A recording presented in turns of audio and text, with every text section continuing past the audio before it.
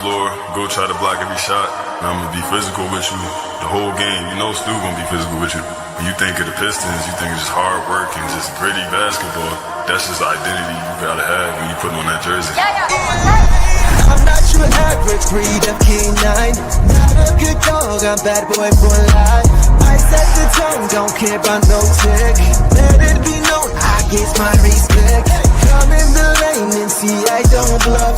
If you retaliate, that's on ya. Slick talking pundits, I hear you're ashamed. Talking that shop, you must want this way. Look at dog palm, mess around, find out, Look at dog palm, mess around, find out,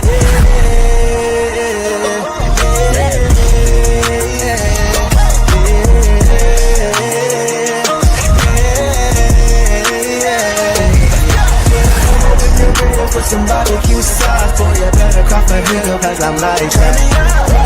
When you're ready for some barbecue sauce, boy, you better crop a hill, cause I'm like that. The dog palm, mess around, find out.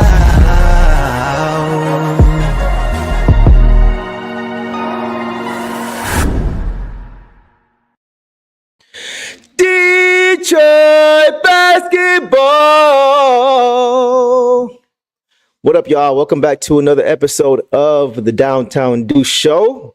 Appreciate you guys coming through per usual. As you guys can see, I just got back from the game, actually. That's why I look so see-through right now with this green screen behind me. So bear with me. I know I look crazy right now, but I'm going to do my best to just kind of hold this pose and not make it too distracting. But shout out to my dog King. I wasn't even planning to go to this game. He hit me last minute like, hey, I got a ticket. You want to go? So I'm like, yeah, let's do it. Y'all know I usually like being here, watching the game from the crib because I like to do my post game after. And just the visual of watching it on screen is what I'm used to. But, had to come show my face because, that's what we do. So, Mustard, what's going on, bro? Appreciate the ticket, man. Appreciate you looking out. I had a good time with my dogs tonight. Got a chance to see a lot of people I hadn't seen in a while. Yeah. And it was a good time, man. It was a good time. And of course, it all was encompassed around the Pistons winning a 7th straight game, which we'll get to in a second. But just before I get to that, I want to throw some pictures up here. We had a lot of people in the building tonight, a lot of content creators that were here. As you guys can see right here, just take a look. Your content creator's probably there in this picture. So this was fun. Got a chance to catch up with my dog, Rob Murphy, who actually is the former assistant GM to Troy Weaver. He told me a few stories tonight about him and Jaden and how he really pushed for Jaden in that draft back in 2022 and how he really was pretty much going to bat for him to make that pick. So we're going to have him on eventually on the show, the King and Deuce show. We're going to have him on and just tell us some stories because he's got some really good ones. But it was good to see him. Good to see my girl Summer Weathers, who was a journalist for the Pistons. Good to see her as always. We were sitting like right next to each other too. She texted me like right behind you. So that was pretty cool. So my dog King, of course, as y'all see, that ugly dude right there to the right. Corday, got a chance to meet him tonight. And then also got a chance to meet my dog, Pistons Jack, man. Pistons Jack has been here for a couple days. He's going to be here for the rest of the week. So it's good to get a chance to meet him. I've had a chance to talk to him remotely. I've been on his podcast. He's been on my podcast, things like that. But it was good to get a chance to actually to catch up with him. And he's a good dude, man. Really good guy. Really good, genuine dude. You can tell he just loves basketball. He loves his team. He's a big fan of King. He was talking about how King was the first one that he actually came across, like many of us, when we first got involved in this YouTube Pistons world. So shout out to Jack, man. Glad you got a chance to make it up here. Probably going to get a chance to get with you before you leave. But all in all, good night, man. All in all, good night. So let's get a chance now to talk about this game. This was a very interesting game. This was not a pretty game, right? The Clippers are very much a gritty team. They don't have a lot of offense of firepower, especially with Kawhi being out and Norman Powell being out tonight. Didn't have much offense. Ben Simmons didn't play as well. So it was really just James Harden and everybody else. And that's kind of how they ran. That was their game plan for tonight, was to really just try to muck the game up, make the game an ugly game, and just try to win a hard-nosed, tough defensive matchup. But the Pistons prevailed, man. The Pistons prevailed. I have to give them credit because second out of back-to-back, right? Just got in this morning, riding a 6-game winning streak. And this could have been a game they just gave away. This could have been a game that they underestimated their opponent and they came out flat and they didn't show up. But that wasn't the case, man. They continued to fight. They continued to show pride for this team, battle. And they had to battle, man. This was a battle. This is definitely a battle. It was nip-tuck game for most of the game. The Pistons were able to pull away late in the fourth quarter. They had a great close to the third quarter. Which put them up at about 8 or 10 points. And that was important because points were at a premium in this game. This was very much a defensive game. So if you're able to go up double digits, pretty much game over. And that's pretty much what happened because the Clippers just didn't have no scoring. So once the Pistons went up double digits in the fourth quarter, 87-75, I think it was, I knew it was game over. And I was talking to a few guys sitting next to me, Daryl, who was like, yeah, it's game over, right? Randy, game over. So yeah, it was a fun game. It was fun to be in the building. I'm not usually there as often as usual, just because I want to be here for you guys as quick as possible post game. But I'm gonna start getting to more games. People have been asking me to be at more games and get more content at more games. So we're gonna be at more games going forward. But those are my initial thoughts, man. So this was definitely a big win for the Pistons. To go from my thing with this game tonight, the biggest thing for me as far as the win is the Pistons are finding ways to win in different ways, right? Last night, they hung their highest point total of the season at 148. And tonight, they dropped 106 and still get a dub, right? Didn't get much bench production tonight. Like I said, it was a very lower scoring game. I told King early that the Clippers are going to want to keep this a low scoring game. They're going to keep this game in the 90s. I said that second quarter, and they pretty much tried to do that. They just couldn't score enough points. But the bench tonight really didn't do too much as far as scoring, but they gave the energy and the effort defensively that we needed to get enough stops to win this game, right? And then the starters, for the most part, really carried the load again tonight. All of our starters, except for Tim Hardaway Jr., were in double figures. So once again, third straight game in a row now, we're seeing more and more chemistry develop with our starting lineup, right? The last 3 games, our starters have been very solid as far as scoring output and being pretty relatively efficient while doing so. So that was good to see as well, man. Solid game, not the greatest game, but a growth game for a young team, right? A lot of teams you see kind of drop the ball in the situation, back to back coming at home. They could easily say, oh, we got enough games. We got 6 games in the street. That's good. Fine. Let's, I'm tired. They were like, no, they got on K's back because K carried the load offensively again. And they got a dub. They got a strong dub. So let's get to the individual guys. Let's start with K. K had 32 points, 9 rebounds, 7 assists, 3 steals, 7 turnovers, on 9 for 22 from the field, 4 for 9 from 3, 10 for 12 from the free throw line. So this is the first time in a while I've seen K get double-digit free throws, which is crazy to say. And watching the game up close, guys, you really see how often he gets bumped, how often he gets fouled. He did get 12 tonight, which is the most he's gotten in a while. But when you see all the hacks, man, up close and like how physical they play him when they're not just crowding him, they're crowding him and bumping him. They're crowding him and getting handsy, swiping at the ball. And then so many things just don't get called. Not just for him, right? But we know that he's the one that really doesn't get a fair whistle as far as how he plays the game. He plays physical. He wants to get to the line, right? So, but just being up close and seeing that, you really see why he is so frustrated. You see why he's so frustrated, because it's like, bro, come on. If I can see it, he's feeling it. So obviously, yeah, he definitely needs to get more help with that whistle. But yeah, I wanted to mention this too, as far as the Clippers, man. Shannon K, yeah, James Harden is not what he used to be. And that's natural. That's just Father Time, right? Father Time is catching up to James Harden. He's still very crafty as far as his timing and being able to get his shot off, but he doesn't have that same burst that he used to have. He really just understands how to play angles and how to draw fouls, right? But he struggled tonight. He had 18 points on 5 for 22 shooting. 5 for 22 shooting. And you got to credit the Pistons defense. You got to credit their defense, right? They really strapped up and locked down defensively in the first and fourth quarter, especially 17 points given up in the first, 22 given up in the fourth. So they really locked down the Clippers. They tried to cut the head of the snake off, which was James Harden, right? If he's not scoring, not really anybody else you need to worry about, right? His second leading scorer in this game was 15 with Derrick Jones off the bench, and Harden had 18. So they're not a great offensive team. If you can get enough buckets and just lock in defensively, you can beat them. And that's what happened tonight. So the Pistons are playing very, very well right now, guys. Cade led this team again. He didn't shoot great. 9 for 22 isn't great, but he made up for it at the free throw line. 10 out of 12. He made his free throws, right? So 4 for 9 from 3, solid. The 7 turnovers, once again, a lot of that was fouls. I hate blaming fouls on things, but I saw 3 or 4 strips that were turnovers where he got fouled, and they just didn't call it. So I'm going to give him a pass because I saw it up close, and I'm like, wow, they really didn't call that. It was bad. It was bad, man. But the Clippers, like I said, they are a good defensive team. They are a good defensive team. That is their mindset with Tyronn Lue. Or getting Lindo mentioned, Dunn was hacking and whacking like Clyde Frazier. He was. They're a very scrappy and physical team. Paul Coffey doing the same thing. A lot of guys were just hacking, and Pistons weren't getting a lot of calls. But they prevailed regardless. So good game from Cade. He did just enough to help this team finish these guys off.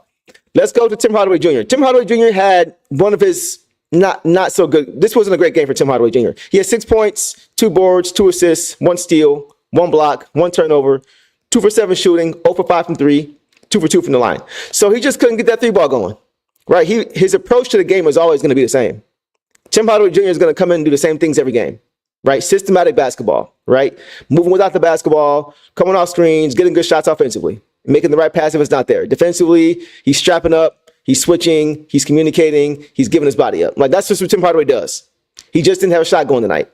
He played a lot of minutes, just didn't have a shot going. So you're not going to see too many 0 for 5 nights from Tim Hardaway Jr. He's been shooting the ball really, really well lately, so I'm not too concerned about that. And he played his game. So not a great game from him, but it's okay because he played the way we need him to play.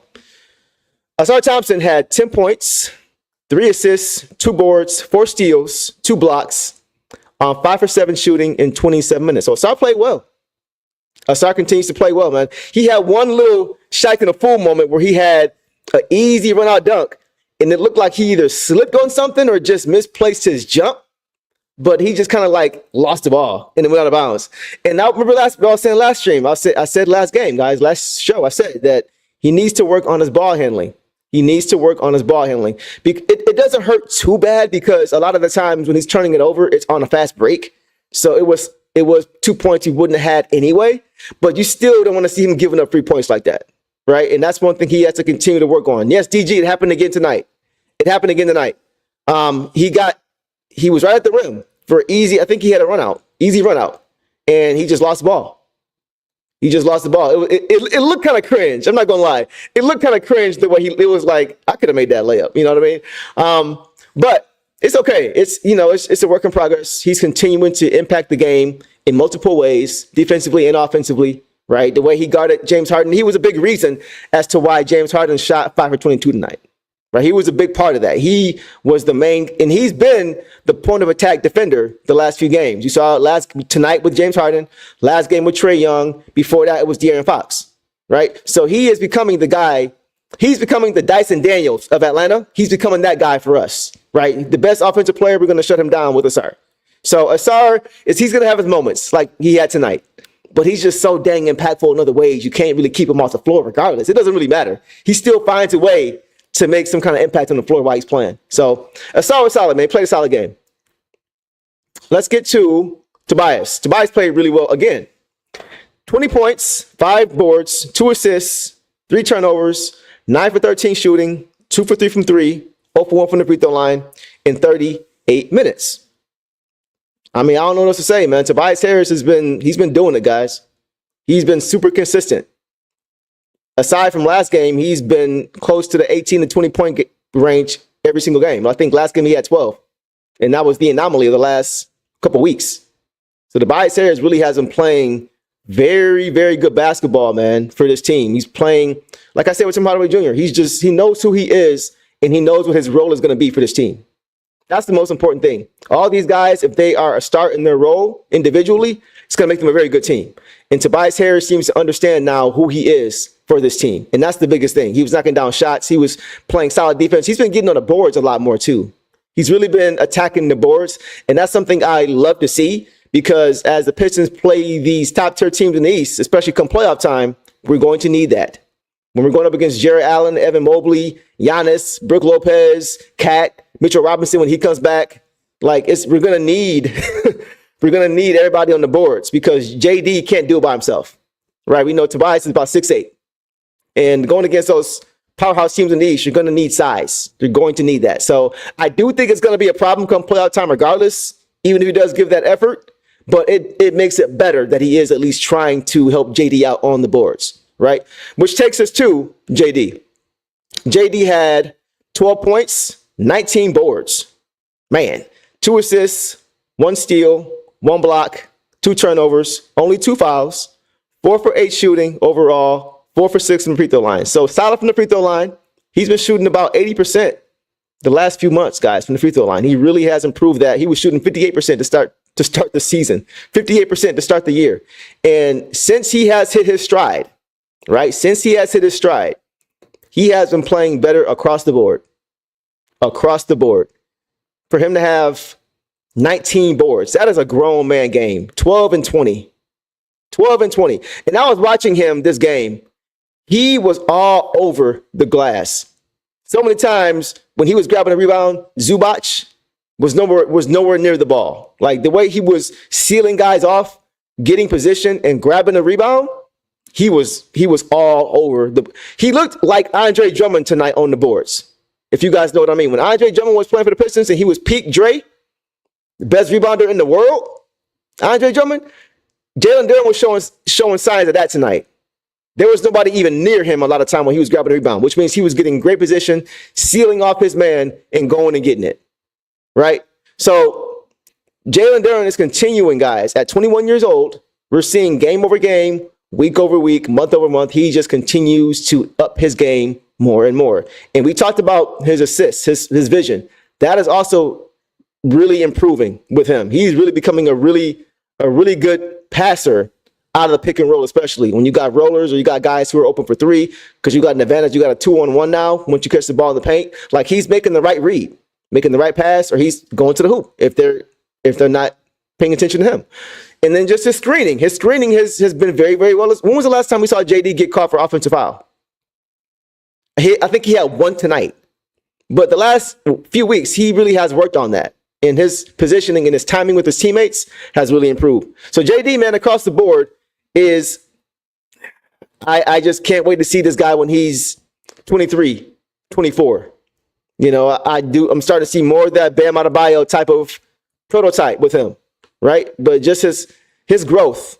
And this is why you don't give up on a 21-year-old in his first season with a new coach and a new system. This is why we're seeing the benefits now of Jalen Duren really becoming the player that we need him to be, specifically in his role for this team. So the starters did their thing, man. The starters did their thing. It was so refreshing to see that. As far as the bench, we didn't really get too much, guys. We got 7 from Ron. We got 3 from Stu, but we know with Stu, it doesn't really matter. We got 7 from Schroeder, and we got 9 from Bees. Bees didn't shoot well. None of these guys really shot well. Bees shot 3 for 10. Shooter was 1 for 6, 0 for 3 from 3. I don't want to see Shooter, honestly, guys, shooting as many free throws, or not free throws, but 3-pointers. Last game, he shot 6. He was 1 for 6. Tonight, he shot 3. 3's okay. I'm not mad at 3. But he couldn't get a shot going tonight. He was only 1 for 6 overall, right? But he was still trying to get other guys involved. He did have 4 assists. Only played 19 minutes. I do like the idea of him and Cade playing together at times, but because that way, I've noticed that really has helped Cade to really be able to get positioned in the post and go to work, right? Shooter understands how to get him the ball in the post. And as our only other point guard, that's why he is really valuable to Cade when it comes to that. But the only problem with that is that those are your only 2 point guards, right? So when they both play together, either one of those guys got to stay out there. Because if you sit both of them down, you have no point guard. And we're right back to the problem we had before we had Shooter. Right? But if you leave one of those guys in there, then they're not fresh. So that's why I like the idea of staggering them more. So that way you can always kind of have a fresh guy in the lineup. But I do understand why at times they will play them together to get K going offensively. So, you know, it's a trade-off for now, right? That's why I do think having a guy like Shooter beyond the season will be key, even when Jaden does come back, because you still have a guy you can go to as a safety valve if you need him. And he can do that, right? He can be a borderline starter for some teams. He can start on some teams. He started, I think, for Brooklyn already earlier this season, so he was solid with them. But yeah, he was solid. I just want to see him continue to build the chemistry and camaraderie with this team, because sometimes you see that there's just not a lot of chemistry there. And, you know, he's still understanding the offense. He's still understanding his new teammates. As a point guard, that's a lot more. That's not always easy to go to a new team and understand all these different guys in this new scheme, where they like to be, where they like the ball. Like, that's a lot. That can be a lot on the fly, right? So I do want to give him some grace with that. This is only game 5 or 6 with him. So it's going to take some time. You're going to see him come playoff time, him really having a synergy with these guys and understanding just with playing with them and getting reps and giving him patience, like we always talk about. That's going to be the benefit you see from that, because you're going to see him get more and more comfortable. Devon said, I just want the Pistons to make another impact move signing next year because teams are going to get better. Devon, question, and for you guys. So anybody who's been following my channel for a while knows that I've been a fan of one particular guy in Minnesota. I was a big fan of him last year when they made that playoff run, when they took out the defending champion Denver Nuggets. And I am a huge fan of him even more so this year because he's gotten better at the power forward spot. Naz Reid, 313 Dreams, you are all over it. Naz Reid, he is expected to opt out and become a free agent after this season. And if I'm Trajan Langdon, that is number one on my list after Malik Beasley, because that's a given. Malik Beasley has to be resigned. He wants to be here. The team wants him to be here. There's no reason that he should not return. No reason whatsoever that Beasley should not return. So that's a given. I'm not even counting that, right? But Naz Reid, man. Naz Reid. He does have a player option, right? He does have a player option. So we'll have to wait and see, though. But I do think he plans to opt out. That's the whole point. DG. He plans to opt out, as reported today. So I think he's going to make that decision and test the market. And guys, we talked about earlier just how with Tobias, right? How that may be the weak link as far as size on this team. Because we got a great size backcourt when they're healthy with Cade and Jaden, right? 6'7" and 6'4", right?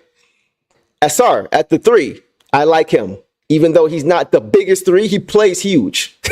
And he's super duper athletic, and he's a top level defender already. So that's fine at the wing, at the 3. The 5, we have JD becoming one of the better centers in the league already, right? At 21, he's already showing how good he can be. And that's the thing. With Tobias only being 6'8", I love what he's giving. Like, as far as what we would hope to get from Tobias, I think we'd all say, yeah, we're getting it, right? Right now, we're getting what we hoped we would get when we signed him for $26 million a year for 2 seasons. He is doing that, right? Obviously. But long term, if we want to compete with those other teams I mentioned, the New Yorks, the Clevelands especially, and the Bostons and the Milwaukees, they are big. Pause. They are big teams. So we have to be having a Naz Reid to go along with the JD, along with his Isaiah Stewart off the bench. Now we're talking. I like Naz Reid's game. He's a tough dude, physical dude, and he's got an offensive bag. He's got one of the quickest releases for a big man I've seen in quite some time. He gets that shot up quick, and it puts it in. He can score that ball. I think he would be a perfect fit alongside Jalen Duren on this team because he's also a good defender. So that's what I'm hoping for. Imagine that much space to go with Cade. You really, truly could go 4 out.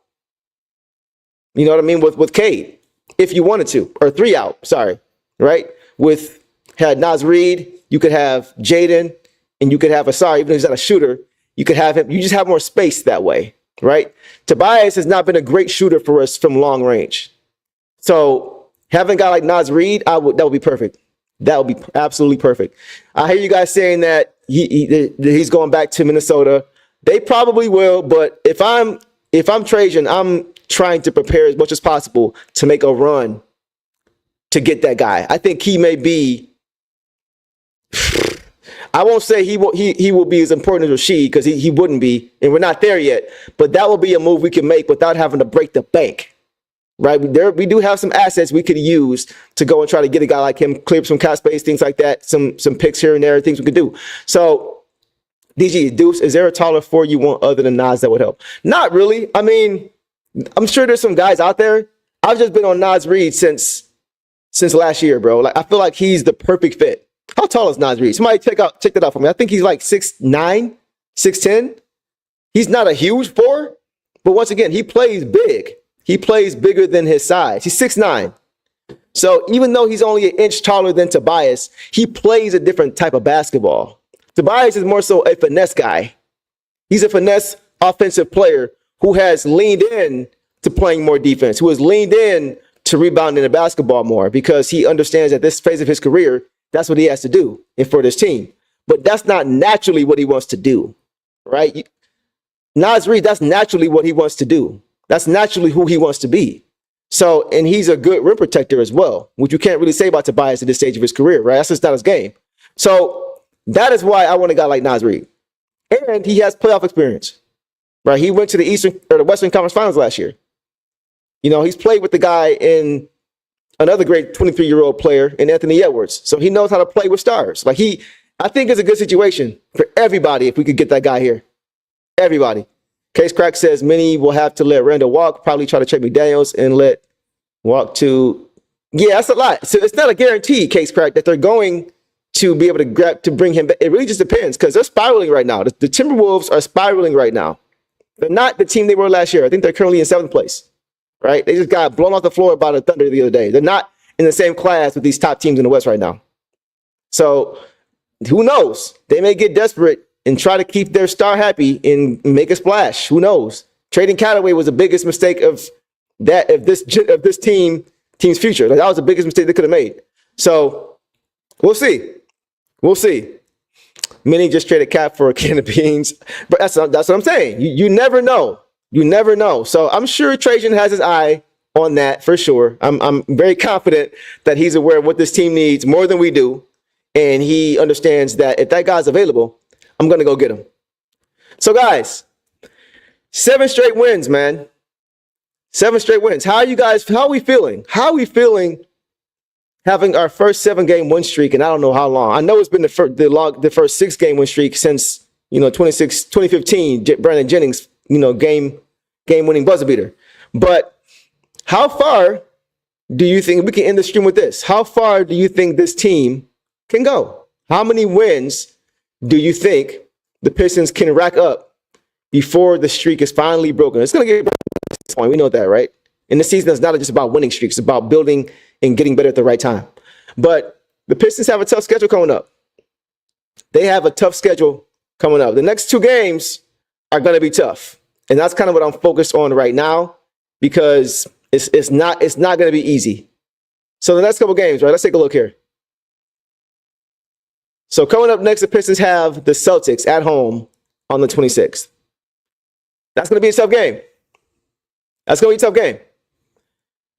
I don't know if the Pistons are going to get it, but having a day off and being able to come back home after this back-to-back is going to help them. It's going to help them. I think they can win that game, but I don't know if they will. The Celtics have had our number for a long time, and not just us. They're the champions. They've had a lot of people's number recently. I just hope the Pistons bring their A game, even if they don't win the game. If it's a thriller and we play them close, right? We play them tough down to the end. I'm okay with with the loss. I'm okay with that. That's fine. It's defending champions, right? But that'll be the game I'm looking at. As far as the Nuggets game is also at home. We play the Denver Nuggets at home on Friday, so it's a tough stretch. The Celtics and the Nuggets. That's gonna be 2 tough games. If the Pistons if they go 1-1 between those 2, I'll be happy with that. Because the Nuggets are playing well right now.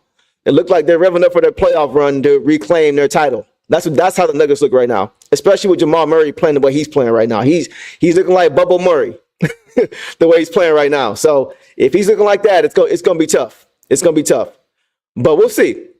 After that, the Pistons have the Nets, the Jazz, the Clippers again, the Warriors, and the Blazers. I think, and then the Wizards twice. So after these next 2 games, it gets a little bit easier. It gets a little bit easier for the Pistons as far as who they have to play, but they still got to stay locked in.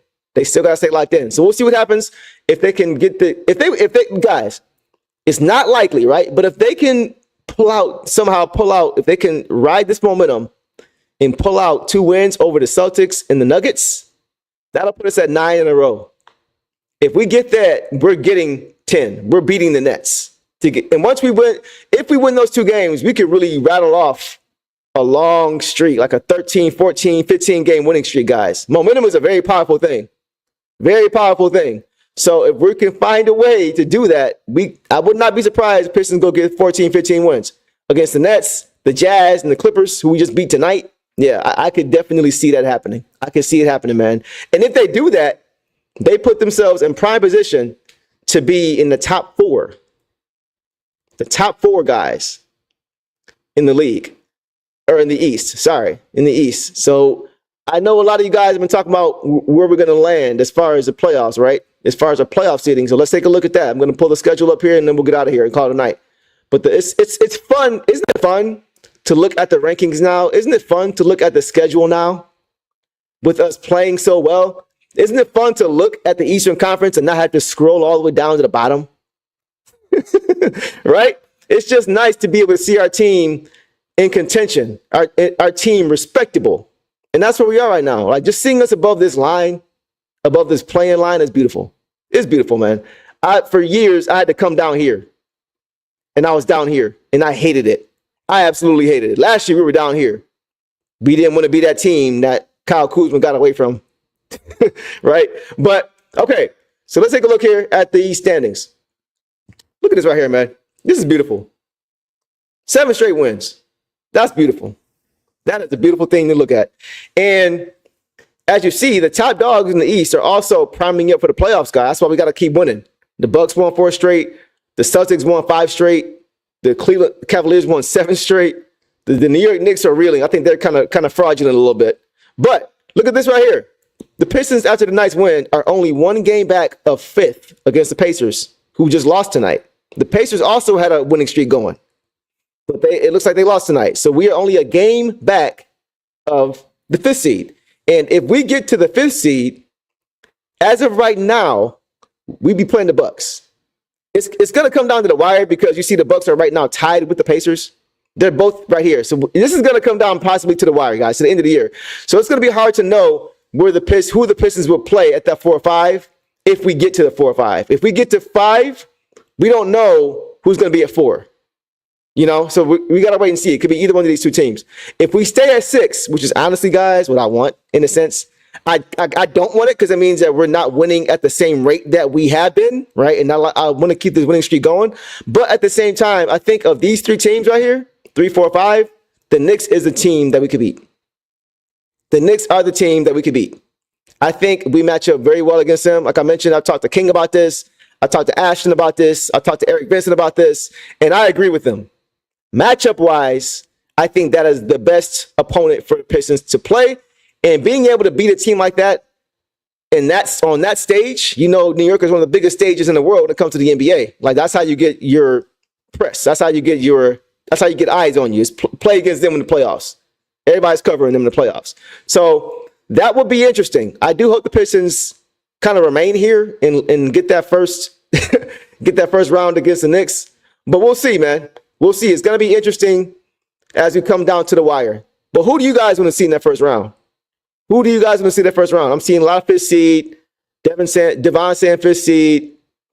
Yeah, you guys are pretty much saying the same thing. It's fun knowing they're about to be in the playoffs. 4 to 6, all 30. 4 and 6, all 30. So the crazy thing about this, guys, is think about it.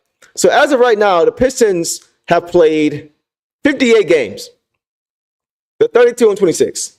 They've played 58 games, which means there's 24 remaining. Right? 24 games remaining. We're currently on a 7-game winning streak. So at worst, guys, let's just say the Pistons go 500 the rest of the way.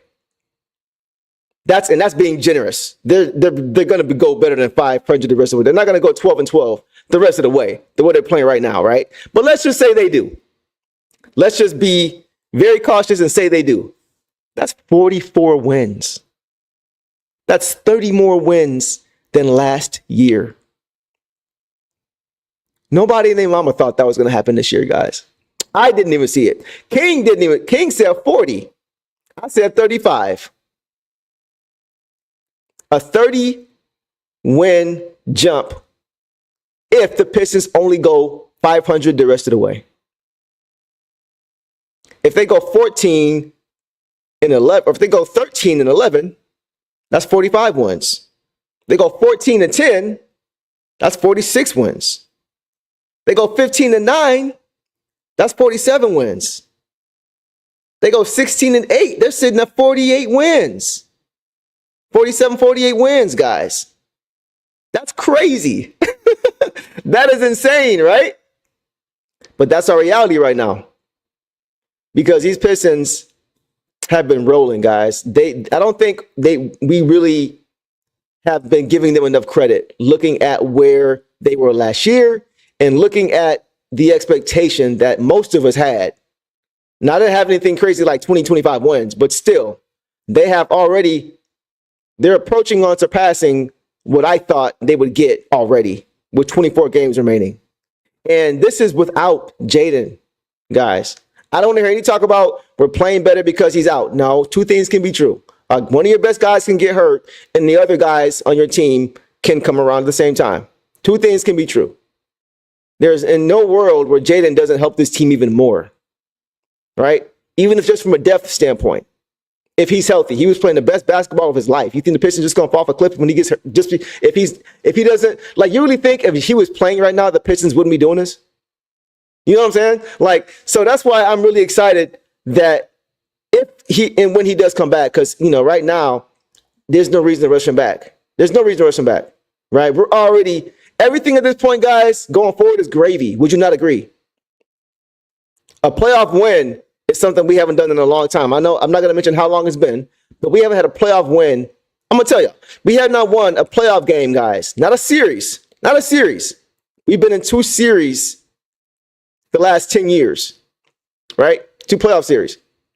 The Pistons have not won a game in the playoffs since 2008. I'm going to say it again. The Pistons have not won a playoff game since 2008.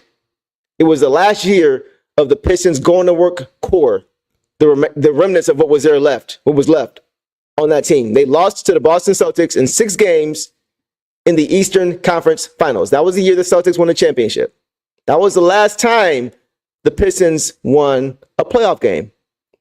DG said he was 6. Wow. I was 22. It seems like years ago. Seems like years ago, man. So that's how long it's been. So the Pistons are already checking things off the box. They're already checking off boxes already as far as having a great season, improving on last season, building a culture, getting a playoff berth, getting Cade the respect he deserves, getting him to the All-Star game, getting him most improved player honors, hopefully getting Coach Bickerstaff Coach of the Year consideration, all that stuff. This is all bonus now. If I told you last year at the end of last season when we were 14-68 that we be in the play-in next year, everybody be happy with that.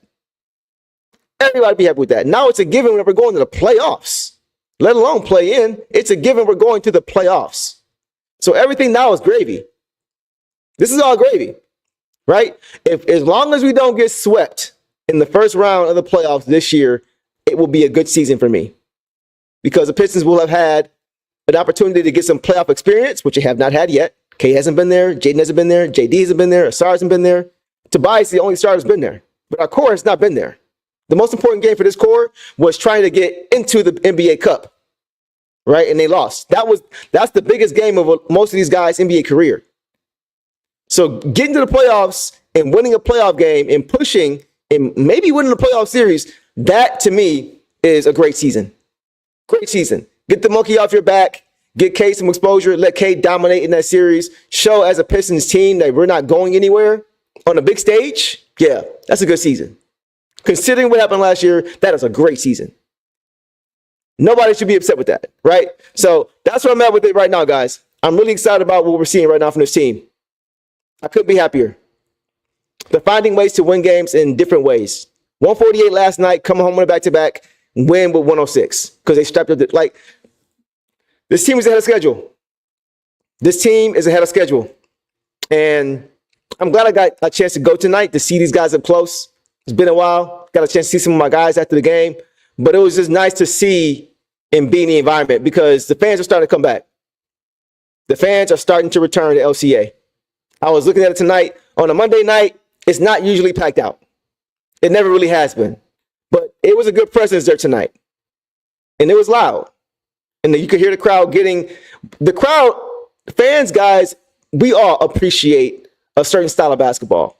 You could see and hear fans tonight when the Pistons would play great defense for 22, 21 seconds, you could hear the crowd get happy. The crowd just start to uproar because they appreciate playing defense for 24 seconds. You know, just the feel, the vibe is starting to come back. Pistons fans are understanding that this Pistons team is playing the same way previous Pistons teams did in the past when they were winning. Fans are starting to wake up and see that now. They're seeing that we're not just going through the motions. We're actually trying to play and win for something. And that's encouraging. That was my biggest takeaway from being in the arena tonight and being around and just listening to fans and hearing the excitement in their voice and hearing the hope that people have and the expectations that they have. That was what was exciting tonight. So we come a long way, man. Yeah, again, Linda, we came a long way from paper bags on our heads to sell the team chance. 100%. I'm going to show you guys a quick little clip from tonight after the game was over. Check it out.